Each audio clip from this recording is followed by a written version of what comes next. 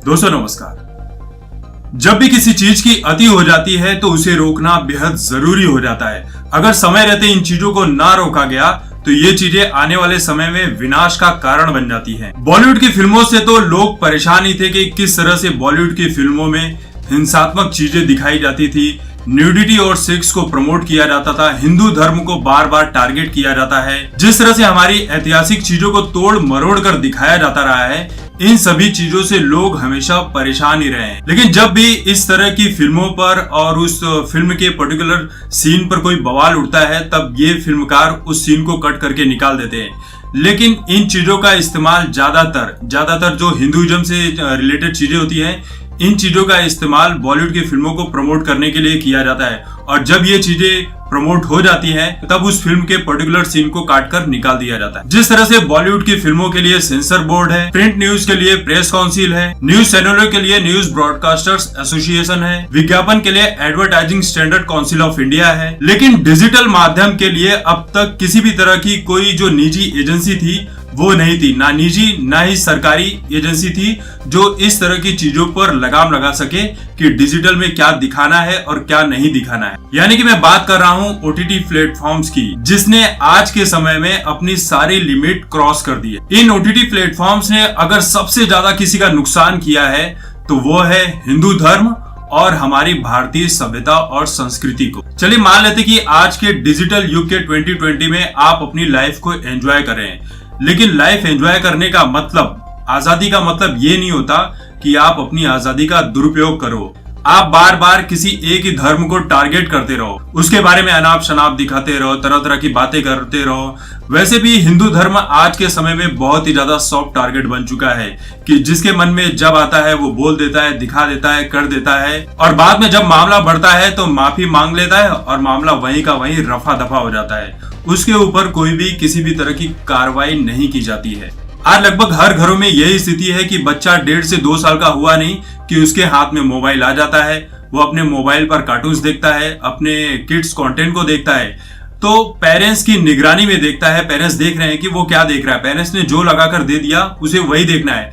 लेकिन उन 10 साल के बच्चों का क्या, जिनके ऊपर किसी भी तरह की कोई निगरानी नहीं होती। आप हर समय तो उन बच्चों के ऊपर ध्यान नहीं रख सकते कि वो क्या देख रहे हैं और क्या नहीं देख रहे हैं। वेब सीरीज के नाम पर जिस तरह की फिल्में दिखाई जाती हैं, क्या इन चीजों को दिखाना बेहद जरूरी है क्या? वैसे भी इंडियन वेब सीरीज मेकर्स ने ओटीटी प्लेटफॉर्म्स को इंडिया का अपना पॉर्न हब बना दिया है। बस इन्हीं चीजों पर नियंत्रण रखने के लिए सुप्रीम कोर्ट ने भारत सरकार को इस पर ध्यान देने के लिए कहा था और भारत सरकार ने इस पर ध्यान दे दिया है। अब ये ओटीटी प्लेटफॉर्म जैसे कि नेटफ्लिक्स, अमेजॉन प्राइम वीडियोस, उल्लू, हॉटस्टार, ZEE5, आर्ट बालाजी और MX प्लेयर, ये जो भी प्लेटफॉर्म्स हैं, इन सभी पर जो भी कंटेंट अब आने वाले समय में दिखाया जाएगा, इन सभी को भारत सरकार के सूचना और प्रसारण मंत्रालय से होकर गुजरना पड़ेगा। अगर इसमें किसी भी तरह की जरूरत से ज्यादा हिंसात्मक चीजें, सेक्स और न्यूडिटी और किसी पर्टिकुलर धर्म को टारगेट करके दिखाया जा रहा है, तो उस पर्टिकुलर सीन के ऊपर कैंची चल जाएगी। उसके बाद भी नहीं मानते हैं तो इन सभी वेब सीरीज को भारत सरकार की तरफ से ग्रीन सिग्नल, यानी कि वो सर्टिफिकेट नहीं दिया जाएगा।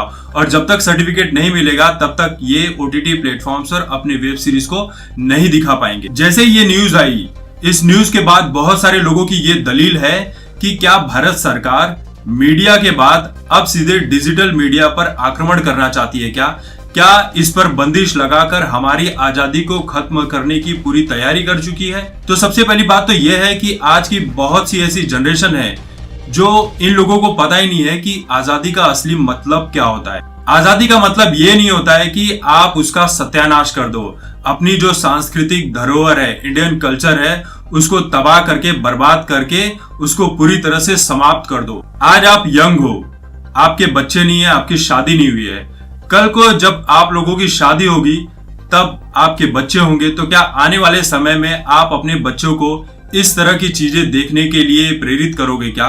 शायद नहीं करोगे। कोई भी पेरेंट्स ये नहीं चाहेगा कि उनके बच्चे किसी भी प्रकार की गलत संगति में पड़े, गलत चीजें देखे, दारू या सिगरेट का नशा करे। तो जब आप आने वाले समय में अपने बच्चों के साथ ये नहीं कर सकते हो, तो आप अभी की जो जनरेशन है उसे दिखाने के लिए क्या इन चीजों को आजादी मानना सही समझते हो? देखा जाए तो आज हम इंडियंस अपने कल्चर को भूलते चले जा रहे हैं, लेकिन जो विदेशी लोग हैं आज वही लोग हमारी भारतीय संस्कृति और सभ्यता को पूर्णतः अपनाते जा रहे हैं। आपने देखा होगा कि बहुत सारे विदेशी जो हैं वो भारत आते हैं, भजन और कीर्तन करते हैं, साड़ियां पहनकर घूमते हैं, राम नाम की माला जपते हैं। तो इंडिया का जो कल्चर है वो उसे सीखने की कोशिश करते हैं, और सीखने की सबसे बड़ी वजह है कि जिस वेस्टर्न कल्चर को आज हम इंडियंस बहुत ही अच्छा मानते हैं उसे फॉलो करने की कोशिश कर रहे हैं, जिस तरह से गंदी गंदी चीजों को हम फॉलो कर रहे हैं, तो ये जो सारी चीजें हैं वेस्टर्न कल्चर, इन सभी को इन विदेशियों ने अपनाकर छोड़ भी दिया है। इन चीजों से विदेशों में सिर्फ और सिर्फ नुकसान ही देखने को मिला है, इसका फायदा कुछ भी नहीं हुआ है। तो जब इन विदेशियों को लगा कि भारतीय संस्कृति से बहुत कुछ सीखने और समझने को मिल सकता है, तो अब ये जो विदेशी लोग हैं ये इंडियन कल्चर को अपना रहे हैं और उसी में अपनी लाइफ को तलाशने की कोशिश कर रहे हैं। देखिए, मैं आप लोगों के बारे में नहीं जानता, लेकिन अगर मेरी निजी राय माने तो भारत सरकार ने OTT प्लेटफॉर्म्स को अपने नियंत्रण में लेकर बहुत ही बड़ा और बहुत ही अच्छा काम किया है। देखिए, बॉलीवुड और वेब सीरीज बनाने वालों को आप क्या कर रहे हैं निजी जिंदगी में, आप क्या सीख रहे हैं, क्या नहीं सीख रहे हैं, आप बर्बाद हो रहे हैं, आबाद हो रहे हैं, इन सब बातों से उन्हें कोई मतलब नहीं होता है। उन्हें सिर्फ और सिर्फ एक ही बात से मतलब है कि उनका बिजनेस कैसे चलना चाहिए। वो जितनी इस तरह की चीजें दिखाएंगे लोग देखेंगे और उनका बिजनेस बढ़ते ही चला जाएगा।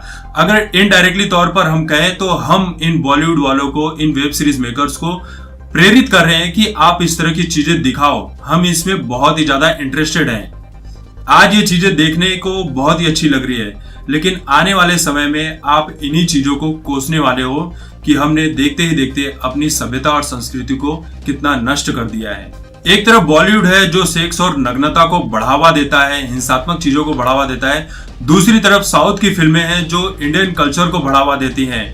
जितनी भी हमारी ऐतिहासिक चीजें हैं, सभ्यता और संस्कृति है, उन चीजों को अपने फिल्मों में दिखाती हैं। वो असली सभ्यता और संस्कृति को फॉलो करती हैं। तो पिछले कई सालों में साउथ की फिल्मों की तरफ हमारा झुकाव भी बढ़ा है। देखिए, ऐसा नहीं कि बॉलीवुड में सारे फिल्म मेकर्स खराब हैं, वो सिर्फ सेक्स और न्यूडिटी को ही परोसते हैं। बॉलीवुड में बहुत सारे ऐसे फिल्म मेकर्स हैं जो अच्छी कहानियां लेकर आते हैं, जिसे हम देखना भी पसंद करते हैं, लेकिन इन फिल्मों को देखने के लिए आप थिएटर्स तक जाते भी नहीं हो। अगर वेब सीरीज की बात करें तो कुछ टाइम पहले वेब सीरीज आई थी TVF की पंचायत। वो कितनी अच्छी वेब सीरीज थी, किस तरह से वो वेब सीरीज इतने जल्दी निकल गई और उसे सभी लोगों ने पसंद किया। उसमें तो किसी प्रकार की सेक्स और न्यूडिटी नहीं थी, ना मारधाड़ थी, ना हिंसात्मक चीजें थी, ना किसी धर्म को बदनाम करने की किसी भी तरह की साजिश थी, लेकिन हम सभी ने देखा, उसे पसंद किया। तो हमारी इंडियन ऑडियंस के सामने जो भी परोसा जाएगा हम उसे खा लेते हैं। तो दोस्तों, इस वीडियो को लेकर आप सभी की क्या राय है?